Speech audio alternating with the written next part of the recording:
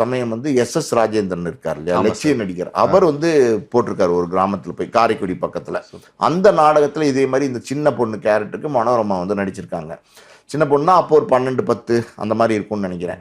இவர் இந்த அம்மா இப்போ நடிக்கிறத பார்த்துட்டு, இந்த பொண்ணு நடிக்கிறத பார்த்துட்டு ராஜேந்திரன் எஸ் ராஜேந்திரனுக்கு ரொம்ப பிடிச்சி போச்சான். என்னம்மா நீ உன் பேர் என்ன, நீ என்ன பண்ணுற அப்படிங்கிறதெல்லாம் கேட்டு அதுக்கப்புறம் பார்த்தீங்கன்னா தொடர்ந்து எஸ்எஸ்ஆரோடைய நாடக குழு இருக்குது பார்த்தீங்களா, அது அந்த காலத்தில் வந்து ரொம்ப பிரபலமான நாடக குழுவாக இருந்துச்சு. அந்த நாடக குழுவில் வந்து மனோரமாவை சேர்த்துக்கிட்டார், இணைச்சிக்கிட்டார், அதாவது நடிக்கிறதுக்கு.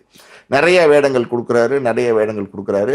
ஒரு ஸ்டேஜுக்கு மேலே வந்து 15-16 வயசுலாம் வரும்போது பார்த்தீங்கன்னா அந்த சின்ன ஒரு அக்கா தங்கச்சி வேடம், அப்புறம் கதாநாயகி துணையாக இருக்கிற வேடம், இந்த மாதிரி வேடங்கள் கொடுத்துக்கிட்டே வராங்க. என்ன மாதிரியான கேரக்டர்ஸ் கொடுத்தா கூட அதை வந்து ரொம்ப பிரமாதமாக பண்ணிக்கிட்டே வராங்க. கண்டிப்பாக. இப்படி இருக்கும்போது கண்ணதாசன் ஐயா வந்து இந்த எஸ்எஸ்ஆர் நாடகத்தை வந்து ஒரு தடவை பார்க்குறாரு. பார்க்கும்போது இந்த பெண் யாருமே இவர் நல்லா நடிச்சிருக்காங்களே அப்படின்ற மாதிரி கேட்டு எஸ்எஸ்ஆர்கிட்ட கேட்டு, ஆனால் அவங்க வந்து மாலையிட்ட மங்கைன்னு ஒரு படம் இயக்கம் பண்ணி எடுக்கிறாங்க. கண்ணதாசன் ஐயாவே டைரக்ட் பண்ணி எடுக்க போகிறாங்க அந்த படத்தை.